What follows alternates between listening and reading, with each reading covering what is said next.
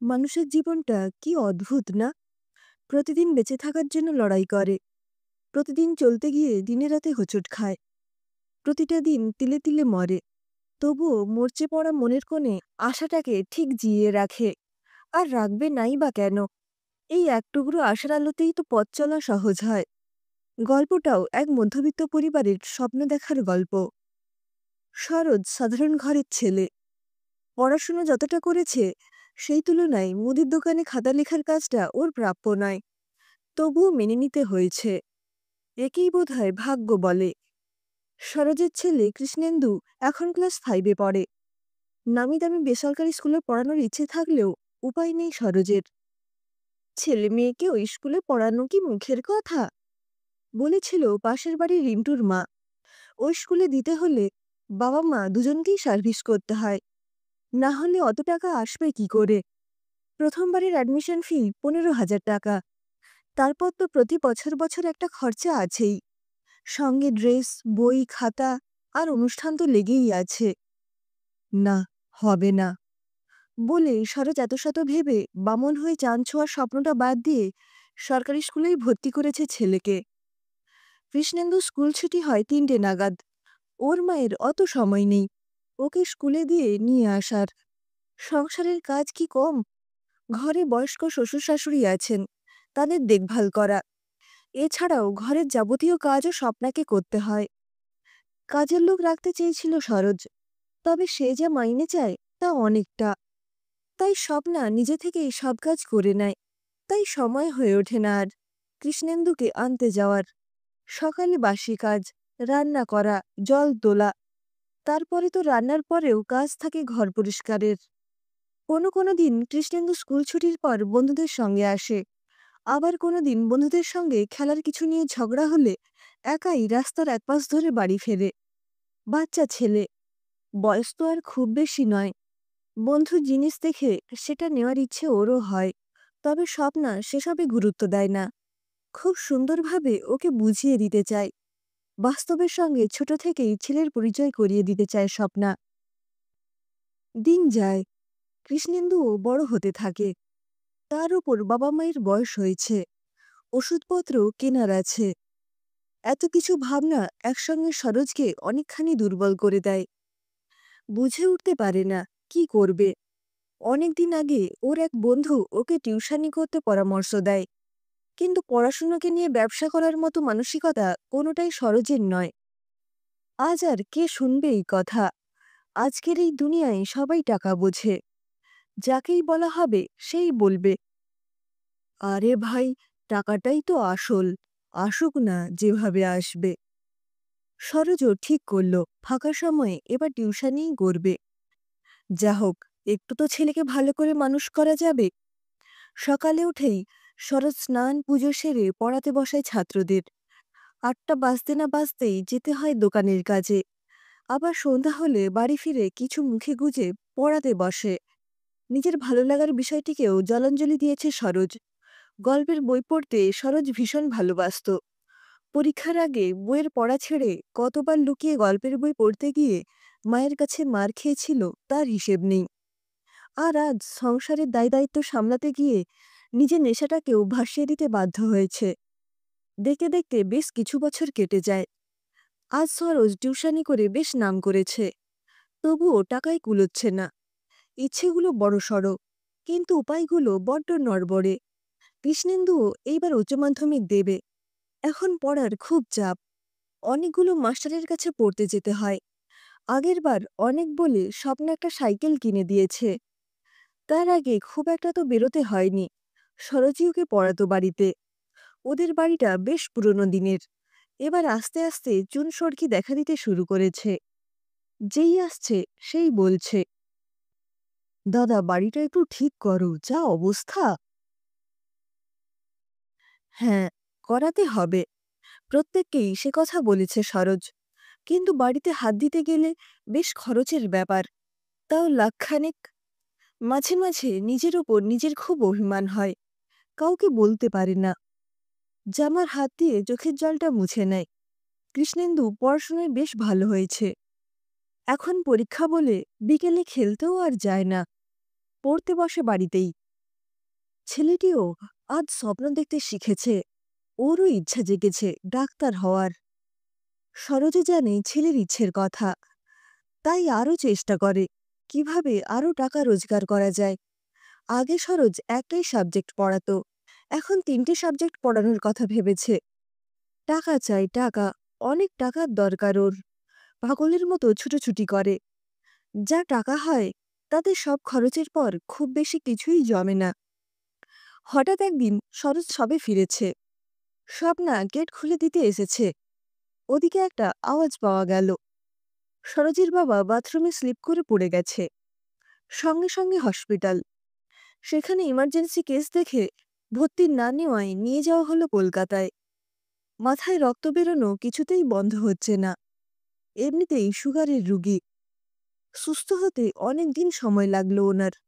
Prescribe করা ওষুধগুলোর দামও অনেক। এরই মধ্যে কৃষ্ণেন্দু উচ্চ মাধ্যমিক দিয়ে জয়েন্টের জন্য প্রিপারেশন নিচ্ছে।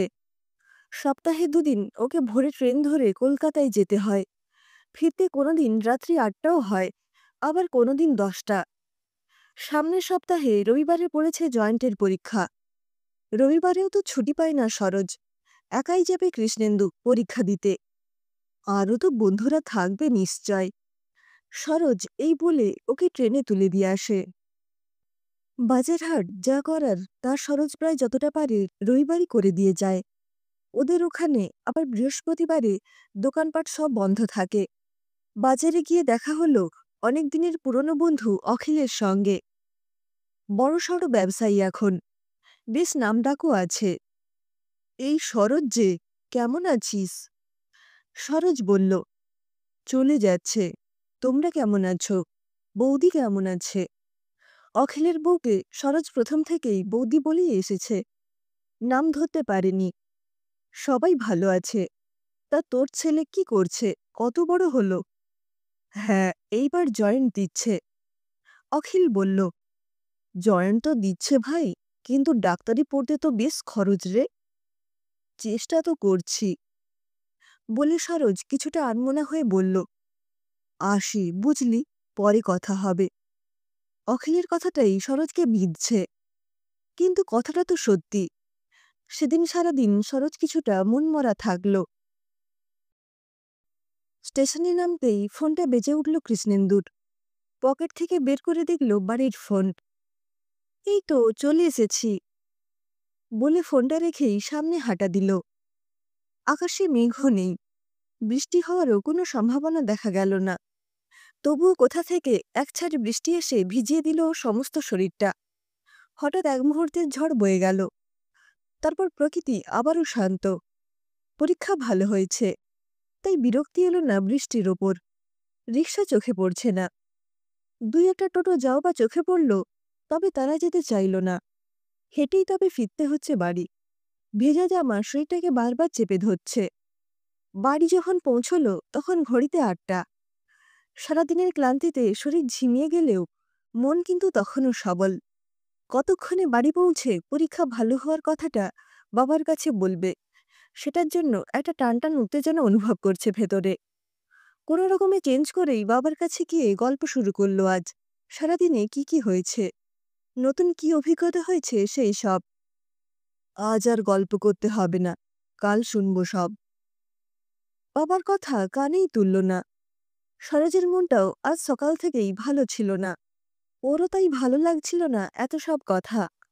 অনেক বলার পর কৃষ্ণেন্দু খেয়ে ঘুমোতে গেল। খাওয়া দাওয়ার পর্ব মিটেছে সবারই। স্বপ্না রান্নাঘরে বাসনপত্র গোছাচ্ছে।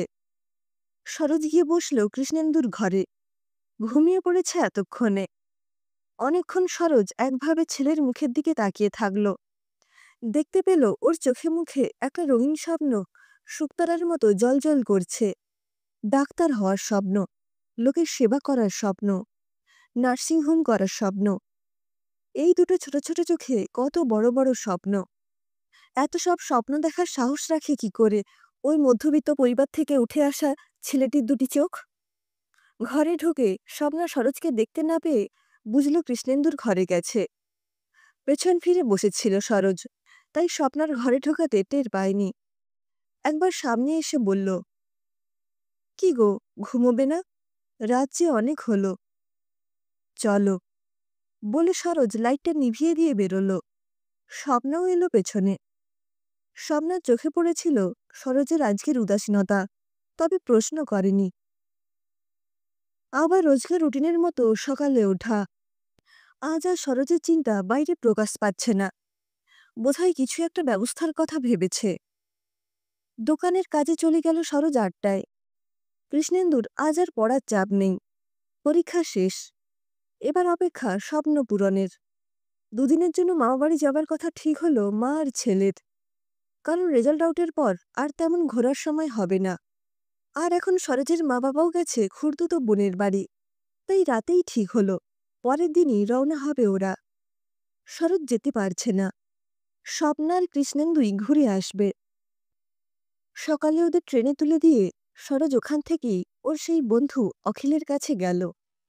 বড়সড় ব্যবসায়ী মানুষ অখিল। বসে গল্প করার মতো সময় নেই বেশি। তবুও সরোজকে ফিরিয়ে দিতে পারল না। আয় বস বলে ঘরে নিয়ে গেল। বউকে ডেকে আর একবার পরিচয় করিয়ে দিল সরোজের সঙ্গে। অখিলের ২ মেয়ে। একজন ব্যাঙ্গালোরে কাজের সূত্রে থাকে, আর অপরজন কলকাতায় ডাক্তারি পড়ছে। ওদের কেউই বাড়ি ছিল না। অখিল সরোজের জন্য কিছু খাবার আনতে বলল ইশারায়। সেই ফাঁকে সরোজ অখিলের কাছে কিছু টাকা সাহায্যের কথা তুলল। অনেক করে সরোজ বলল যে পরে শোধ করে দেবে, কিন্তু অখিল অনেক অজুহাত দেখিয়ে টাকা দিতে চাইল না। অখিলের বউ ঘরে ঢুকলে ওরা দুজনেই এই আলোচনা থামিয়ে চা বিস্কুট হাতে তুলে নিল। গলা দিয়ে নামছে না সরোজের। তাও কোনো প্রকারে চাটা শেষ করে অখিলকে বলল, উঠি তবে, কাজ আছে। পরে না হয় আর একদিন কথা হবে। অখিল রাস্তা পর্যন্ত এগিয়ে দেওয়ার প্রয়োজনও অনুভব করল না। রেডি হতে শুরু করল, যেন সরোজ এতক্ষণ একটা বাধা হয়েছিল। চুলটা আজরাতে আজরাতে গর্জে উঠল। মুরদ নেই, ছেলেকে আবার ডাক্তারি পড়াতে এসেছে। সরোজ বাড়ি ফিরে এলো বিধ্বস্ত মন নিয়ে। বাড়িতে কেউ নেই। আজ আর চোখের জলকে বাদ বানাতে পারল না। অনেক জমানো কষ্ট ধুয়ে গেল চোখের জলে। বুঝল কেঁদে সমস্যার সমাধান হতে পারে না।